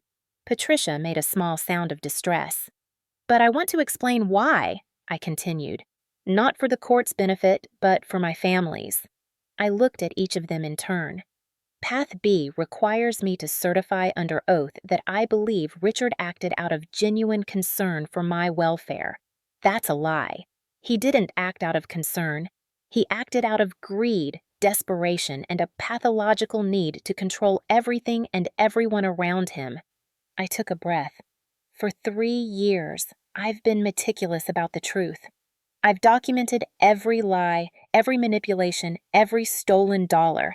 I've built my case on evidence that cannot be disputed. And after all of that, I'm not going to undermine everything by telling a lie just to make his consequences less severe. My voice grew stronger. Eleanor built Path B knowing I couldn't honestly choose it. She knew Richard. She knew what he was. So why give me the option at all? I pulled out the trust document Jessica had given me. Because she wanted me to know that choosing justice over mercy isn't cruel. It's just honest. She wanted me to live with the knowledge that I could have shown mercy, but I chose not to. So I can never pretend I didn't have a choice. I looked at Patricia. "I forgive you for enabling him, Aunt Patricia. I forgive you for choosing peace over truth, for choosing his version of reality over mine. I forgive you because holding on to that anger hurts me more than it hurts you." Patricia was sobbing now. "But forgiveness doesn't mean reconciliation. It doesn't mean trust. It doesn't mean I'm going back to family dinners where everyone pretends the last 20 years didn't happen." I turned back to Judge Hayes. Path A. Let the money go to kids who are trapped in the same kind of hell I was trapped in. Let something good come from Eleanor's money instead of letting it reward a man who spent his life destroying the people who loved him. Judge Hayes was quiet for a long moment. Then she reached into the trust file and pulled out a sealed envelope. Ms. Brennan, your grandmother left one additional document. She instructed her attorney that it should only be opened and read if you chose Path A. She handed the envelope to the bailiff, who brought it to me. My hands shook as I opened it. Inside was a single sheet of paper, covered in Eleanor's distinctive handwriting. All caps, slightly shaky, but still clearly hers. Would you like to read it privately? Judge Hayes asked gently. I looked at the letter, then at the courtroom. These people, my family, had lived in Richard's version of reality for so long. Maybe they needed to hear Eleanor's voice one more time. No, Your Honor. I'd like to read it aloud. I cleared my throat and began. My dearest Sarah, if you're reading this, you chose justice over compromise. I'm proud of you. Your father is my son, and I love him, but love doesn't mean protecting someone from the consequences of their own choices. I enabled Richard for too long, hoping he would change, hoping that if I just showed him enough love, enough patience, enough second chances, he would finally become the man I wanted him to be. He won't, not without losing everything. I know that now. I learned it too late to save your childhood, and for that, I am profoundly sorry. I saw what he was doing to you, the way he rewrote your reality, made you doubt your own mind, convinced everyone you were the problem. I should have stopped him sooner. I should have been braver, but I was scared. I was scared of losing my son. Scared of admitting I'd raised someone capable of such cruelty. Scared of what it would mean about me as a mother. That fear made me complicit. And I will carry that guilt to my grave. My voice cracked. I paused, took a breath, continued. So, I'm giving you something I never gave myself. Permission to choose truth over peace. Permission to protect yourself even when it tears the family apart. Permission to know that the family falling apart is not your fault. Richard will tell everyone you destroyed the family. He will play the victim for the rest of his life. He will never, ever admit what he's done. Let him. You are not responsible for managing his narrative anymore. You are not responsible for making him look good. You are not responsible for keeping the peace at the cost of your soul. The money is going to the Lighthouse Foundation because those children, the ones trapped in homes where love is conditional and control is disguised as care, need someone to believe them. They need someone to say, "You're not crazy, you're not broken, you're just surrounded by people who need you to be." I had to stop. Tears were streaming down my face now, and I couldn't see the words clearly. Jessica stood and gently took the letter from my hands. "May I finish, Your Honor?" Judge Hayes nodded. Jessica read the final paragraph. "Stand tall, my little bird. You were never broken. You were just surrounded by people who needed you to be broken so they could feel whole. I love you more than my own son. I'm sorry it took me so long to choose you. All my love, always and forever, Eleanor." The courtroom was silent except for the sound of Patricia's quiet weeping. Judge Hayes removed her glasses and wiped her eyes. "The court accepts Ms. Brennan's choice of Path A. All of Richard Brennan's interest in the Eleanor Brennan Family Trust is hereby transferred to the Lighthouse Foundation for At-Risk Youth. The transfer will be processed immediately." She looked at me. "Ms. Brennan, I've been on this bench for 30 years. I've seen every kind of family dysfunction imaginable, but I've never seen someone handle betrayal with the grace and strength you've shown today." She paused. "Your grandmother was right. You were never the problem, and you're not the problem now. Anyone who tells you otherwise is lying, to you and to themselves." As the courtroom began to clear, Patricia approached me. She moved slowly, as if every step hurt. "Sarah," she said. Her voice was raw from crying. I don't know what to say." "Then don't say anything. I need you to know. I didn't know about the money. I swear to God, I didn't know he was stealing from me, from you, from Emily." "I believe you." She looked surprised. "You do?" "Yes. You're not a thief, Aunt Patricia. You're just Someone who chose the easier story, the one where Richard was the protector and I was the problem, because that story let you avoid confronting uncomfortable truths. Patricia's face crumpled. What do I do now? He's my brother. He's going to prison. Do I just abandon him? I thought about that carefully. I can't tell you what to do with your relationship with Richard. That's your choice, but I can tell you what I'm going to do. What? I'm going to therapy. Real, consistent therapy. To make sure that the abuse I suffer doesn't turn me into someone I don't want to be. To make sure I don't become him. I looked at her directly. If you want to support Richard, that's your right. But supporting someone doesn't mean enabling them. It doesn't mean pretending they didn't do what they did. It means holding them accountable while still treating them like a human being. Patricia nodded slowly. I think I need therapy too. That's a good start. She hesitated. Can I call you in a few months? Not to ask for forgiveness, just to talk? Maybe. Give me time. And Aunt Patricia? Yes? Next time someone tells you they're being hurt, believe them the first time. Even if it's inconvenient. Even if it's family. David approached as Patricia walked away. He still had his satchel, clutching it like a security blanket. You didn't have to do that, he said. Do what? Tell the judge about my mother. About him being my father. That wasn't part of the plan. It was part of your truth. You deserved to say it. David looked down at his hands. I wanted him to suffer. I wanted to watch him lose everything the way he made my mother lose everything. Did you get what you wanted? He thought about it. I don't know. I thought I'd feel vindicated, satisfied, but I just feel empty. That's because revenge is like drinking poison and expecting the other person to die, I said. It doesn't heal the wound, David. It just gives you something to focus on besides the pain. So what do I do now? You go home to your mother. You tell her you love her. You start building a life that's about who you want to be, not about who he failed to be. David's eyes were wet. He threw me away like I was nothing. I know, and that says everything about him and nothing about you. How do you do it? He asked. How do you not hate him? I didn't say I don't hate him. I said I'm not going to let that hate define me. There's a difference. David nodded slowly. Then, impulsively, he hugged me. I stiffened. I wasn't great with physical affection from near strangers, but I let him hold on for a moment. Thank you, he whispered.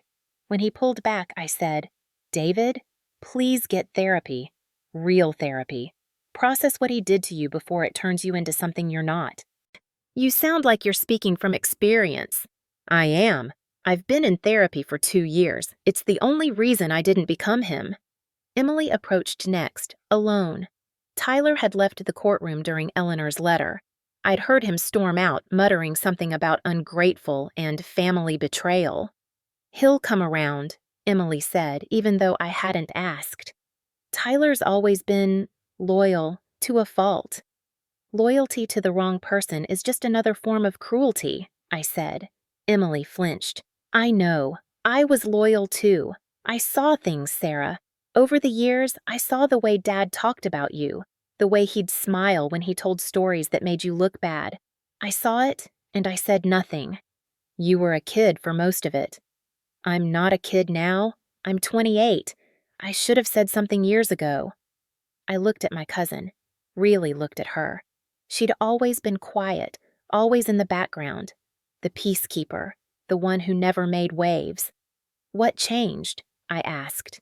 I started seeing a therapist 6 months ago for anxiety, and in one of our sessions, I was talking about family dynamics, and my therapist asked me, do you actually believe Sarah is unstable, or have you just been told that so many times you never questioned it?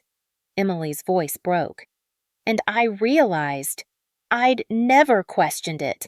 I'd just accepted Dad's version because it was easier than admitting I was related to someone capable of that kind of manipulation.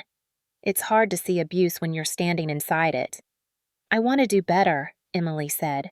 I want to learn how to spot this stuff, how to not be complicit, how to believe people when they say they're being hurt. That's good, Em. Can we, can we stay in touch? I know I don't deserve it, but you can call me, I said. Not right away, I need some distance. But in a few months, yeah. Call me. Emily's face lit up with relief. Thank you. Thank you, Sarah. As she walked away, I felt a small crack in the wall I'd built around myself. Not everyone in the family was lost. Some of them could still be saved. I walked out of the courthouse into the late afternoon sun. The golden hour light painted everything in warm amber tones, softening the harsh edges of the building's concrete facade. Jessica walked with me to the parking lot. You okay? She asked. I don't know.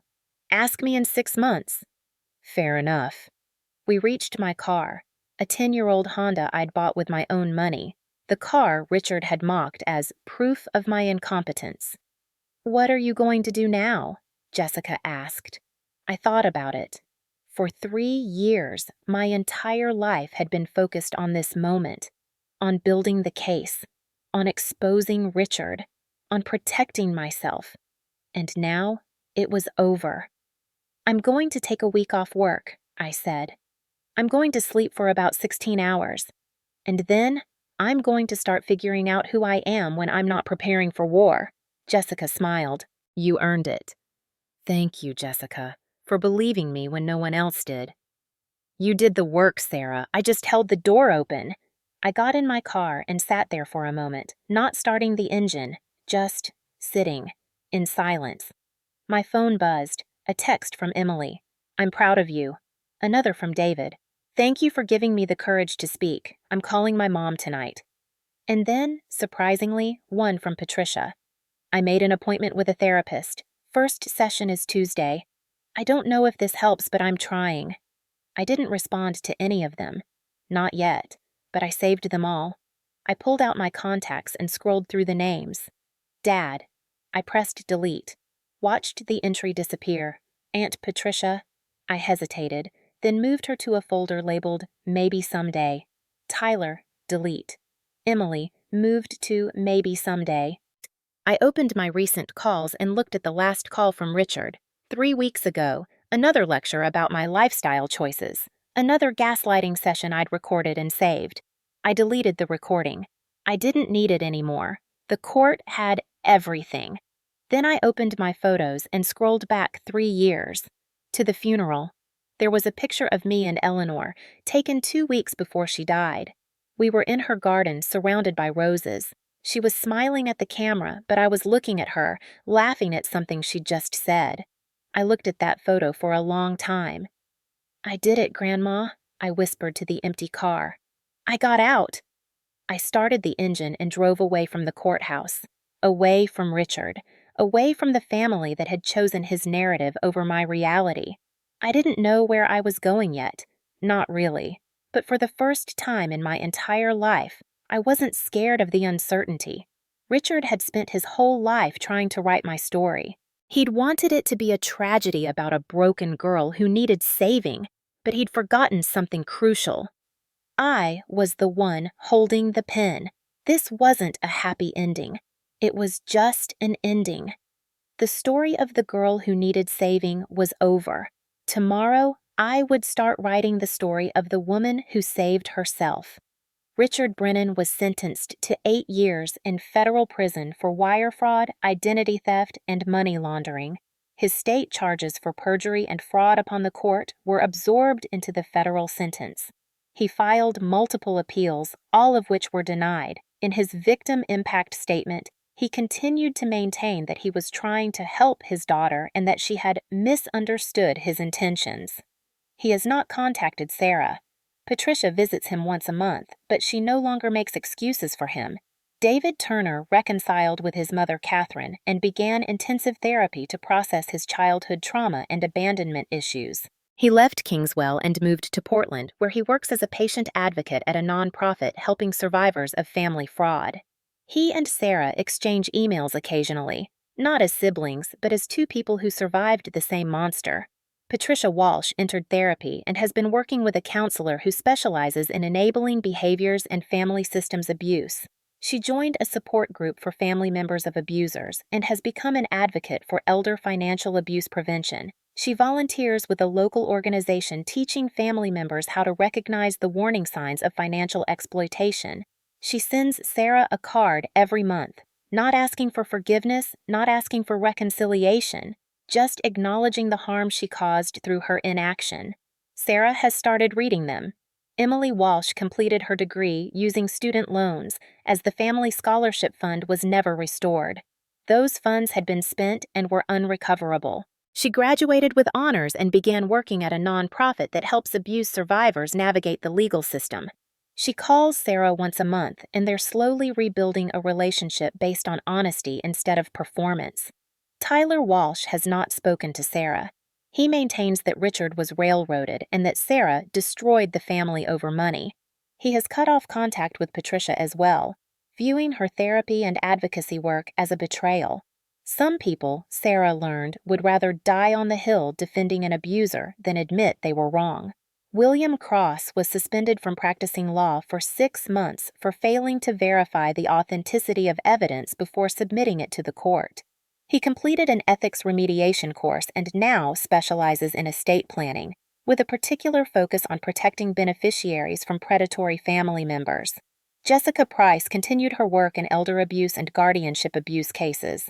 She uses Sarah's case as a teaching example with permission when training other attorneys. She and Sarah have become friends, the real kind, not the transactional kind. The Lighthouse Foundation received $2.3 million from Eleanor Brennan's trust, Richard's full forfeiture plus accrued interest. They used the funds to establish the Eleanor Brennan Safe Exit Program, which provides financial support, legal assistance, and temporary housing for young adults trying to escape abusive family situations. In the first year, they helped 73 people. Sarah serves on the board. It's the first time she's allowed herself to be publicly connected to her grandmother's name. Sarah Brennan took 3 weeks off work after the trial. She slept, she gardened. She sat in silence and learned what her thoughts sounded like when they weren't focused on survival. She continued therapy, now twice a week, processing not just the abuse, but the complex grief of having to destroy her father to save herself. She started dating, awkwardly at first, then with more confidence. She learned that she was allowed to walk away from people who reminded her of Richard, even if they weren't as bad as him. She learned that her comfort mattered. She got a cat, a grumpy orange tabby she named Eleanor. She moved into a bigger apartment, not to prove anything to anyone, but because she wanted more space.